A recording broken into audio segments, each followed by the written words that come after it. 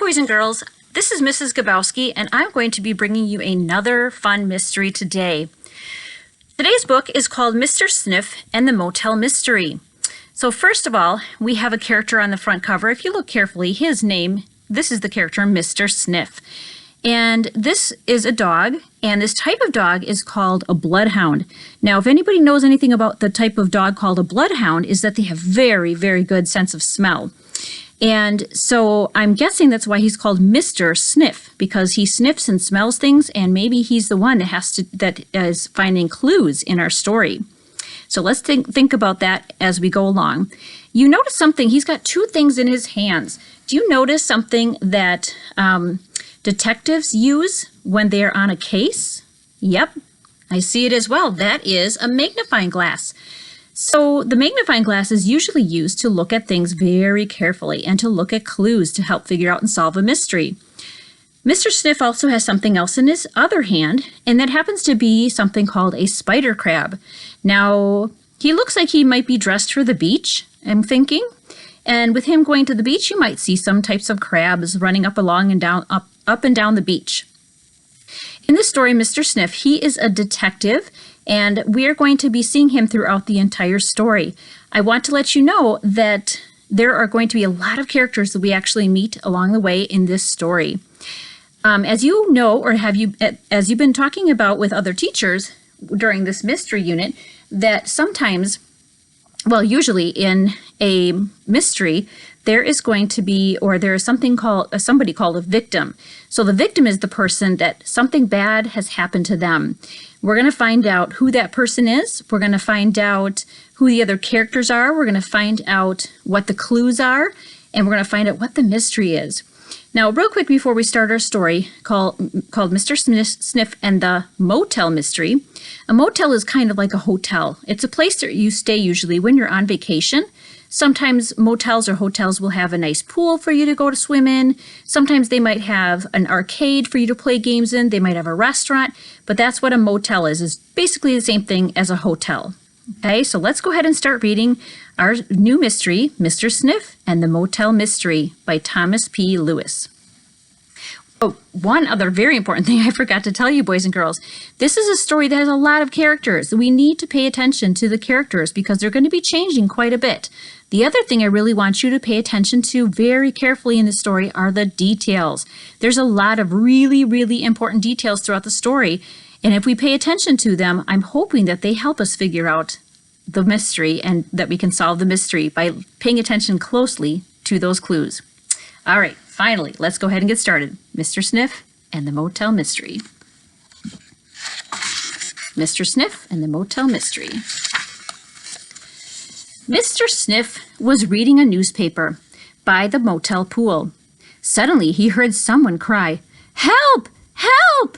Mr. Sniff was on his feet, which means he jumped up real quickly. "Come quickly," called the guest in room 17. Mr. Sniff followed her inside. Someone had written, "Help! Help!" all over the bathroom mirror. Lipstick, he said. Mr. Sniff tasted the letters. "I wonder what kind it is."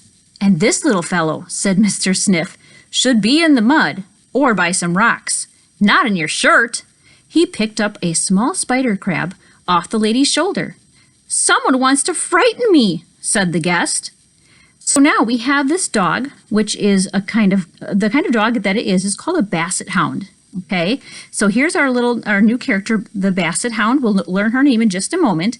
And as we know so far, the Bloodhound, Mr. Sniff, gets called into the hotel room because he hears some yelling. And so when he comes in there, he sees this lady dog with the words "help, help" written on the mirror in lipstick. So now we know that something's happening here. We don't know who did it quite yet, I'm thinking. We have the words "help, help" written in lipstick. Let's remember that, okay? And then also, you see our little character that we talked about in the beginning that was on the cover, which happens to be our spider crab. So let's see if that has anything to do with our story. So let's keep these really important details in mind as we continue reading. Just then, Mr. Mutt, the owner of the motel, rushed in. "What is the trouble, Madam Basset?" he asked. Suddenly, they heard shouts outside. "Now what?" said Mr. Mutt. "Let us see," said Mr. Sniff. So again, now we met a new character. His name is Mr. Mutt, and he's the one that owns the motel. Let's find out what that noise was from outside. Many guests were standing around the motel pool. A 10-inch jellyfish was swimming back and forth in the water. So, boys and girls, jellyfish is a type of sea creature that lives in the ocean. And sometimes they're harmless, and sometimes you need to worry about them and stay away from them. They have these little tentacles or little octopus-like legs on them. They're kind of small and see-through, and sometimes they sting when you touch them. But again, there's some that are harmless. But now I'm wondering, why is that jellyfish in a motel pool? That's kind of strange. Jellyfish don't live in motel pools. "Ugh, will you look at that?" said a man with big glasses.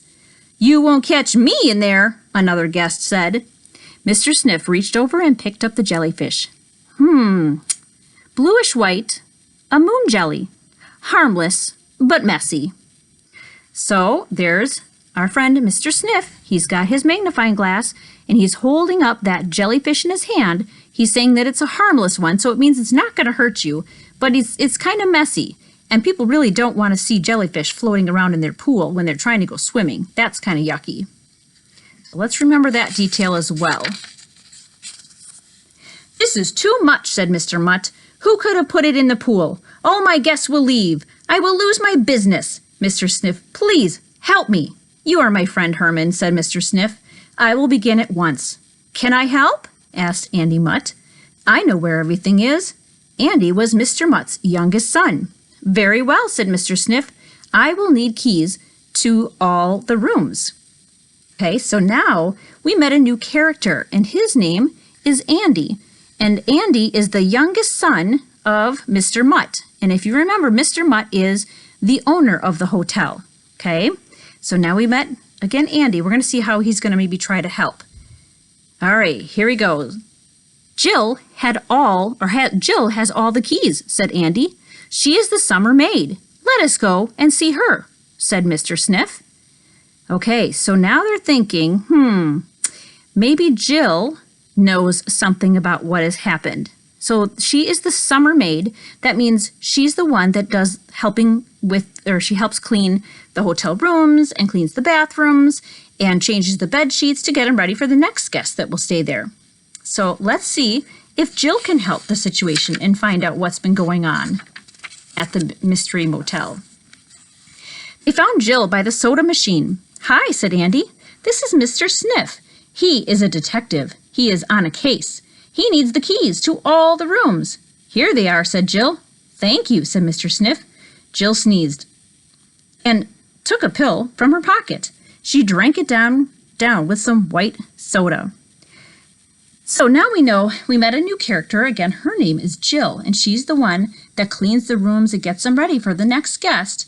Now, I wonder why she sneezed. That seemed kind of random. I wonder why that happened.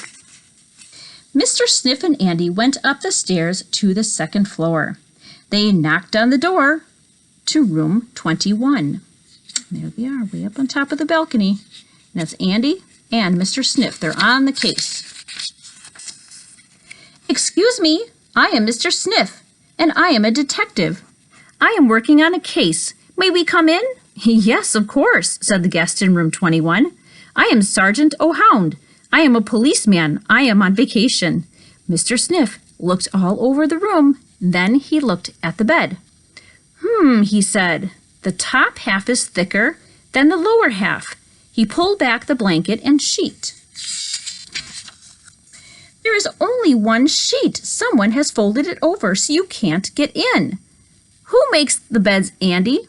"Jill does," said Andy.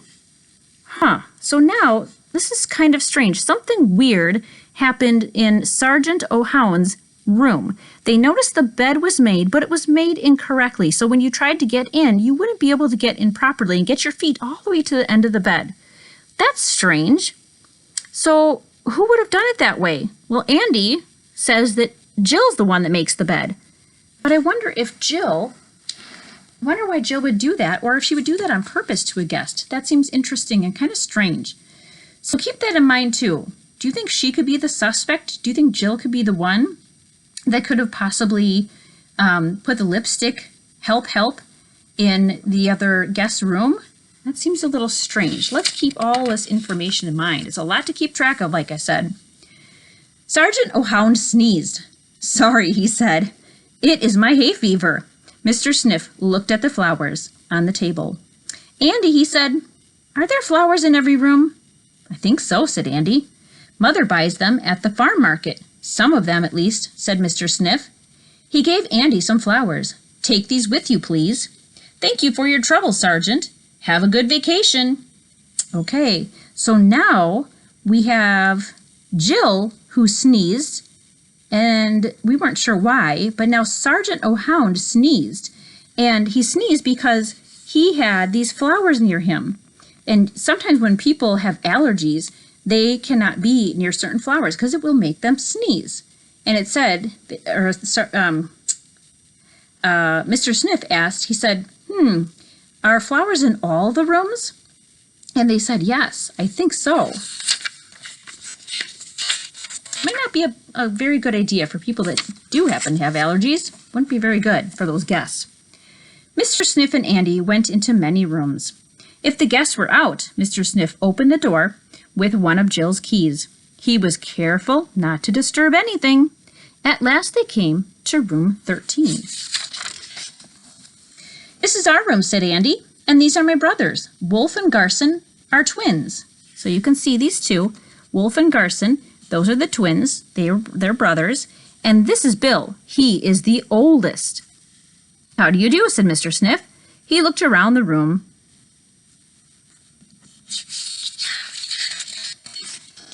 Mr. Sniff picked up a plastic stick-like thing. He said to himself, "I wonder what this is for." Then he turned to Andy. "Where do you sleep?" he asked. "I sleep in the top bunk," said Andy. "It is very hot. I sometimes sleep outside under a tree." Okay, so let's pay attention very carefully to some of the details on this page. We have Mr. Sniff who is holding the stick and he's asking, I wonder what this is for.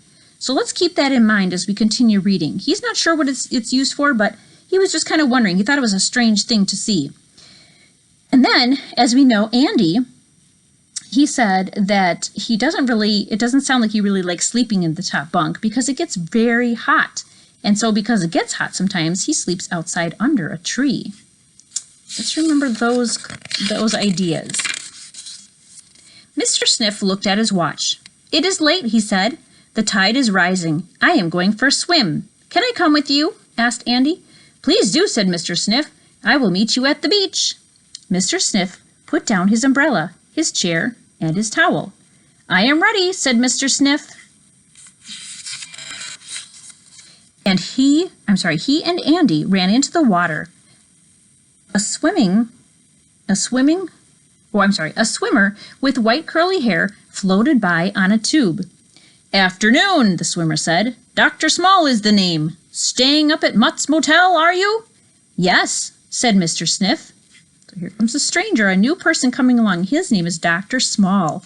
So again, a new character, and he's asking Mr. Sniff if he was staying at the Mutt Motel.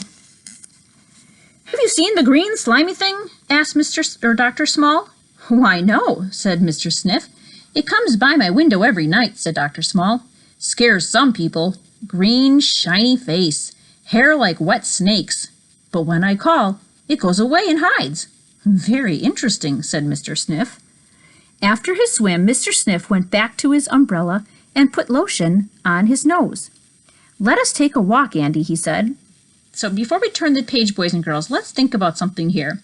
So Dr. Small is a new character that they met, that Mr. Sniff and Andy met while they were swimming.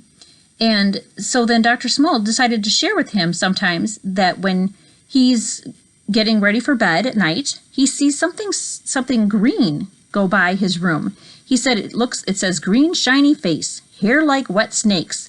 But when I call, it goes away and hides. So it's something that appears and then disappears. It's kind of weird, kind of interesting, and he says it scares some people.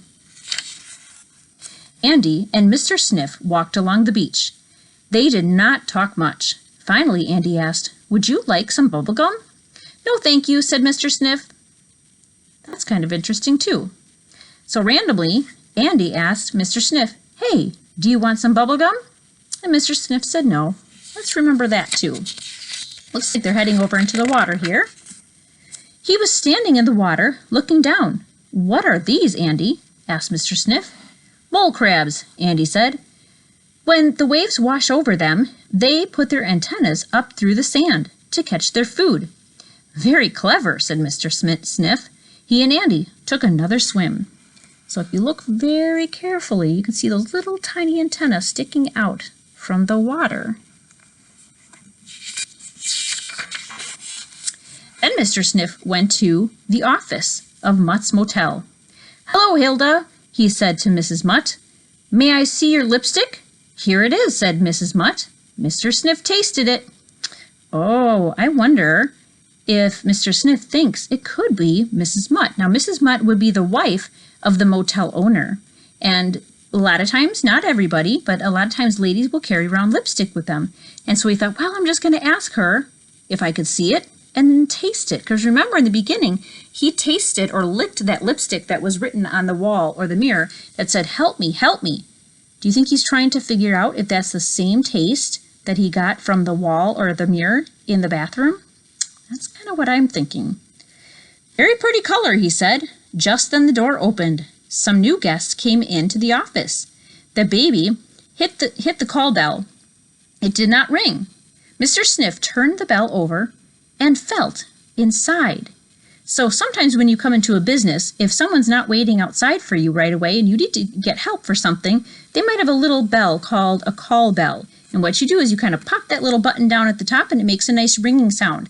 And that alerts somebody at the business to come on out and see what you want or see what kind of help you need. And so when the baby went to ring the bell, they didn't hear a sound. So again, that's when Mr. Sniff thought, well, that was probably strange. He turned the bell over and felt inside. "Of course," he said. "The case is solved. I will tell you how tonight. Please ask all your guests to come to the beach at 9 o'clock and ask your boys to make a fire." Wow. This is interesting. Boys and girls, we are going to stop here for today, but I'm very curious to see what happens and what Mr. Sniff does and how he has figured out how the case is solved. So we have a lot of clues to think about. We have a bell that doesn't work. We also have the help words written on the bathroom wall, okay? And we don't know who did that quite yet. We'll have to wait and see. There was the crabs that we saw on the cover, and then we saw again at the beach. We noticed that Andy was chewing bubble gum and asked Mr. Sniff if he wanted to have some of that. Wow, so there's lots of pieces of this puzzle that are kind of floating around, but we haven't figured out how to put them all together. I am very curious to find out how this story ends, but you will have to join me tomorrow to find out how the mystery motel gets solved. Boys and girls, thank you so much for joining me. I hope you enjoyed that book. I will see you again tomorrow. Have a good day.